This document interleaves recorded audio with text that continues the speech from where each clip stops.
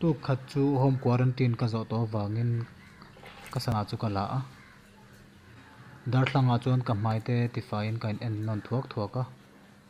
chutia office kal tur kan hoile chi chu ka hma ka nu pui fanau ten lo ding tlar ka hmu a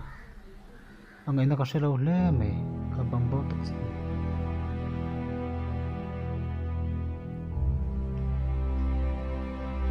chutia ka nu pui fanau ten kut sui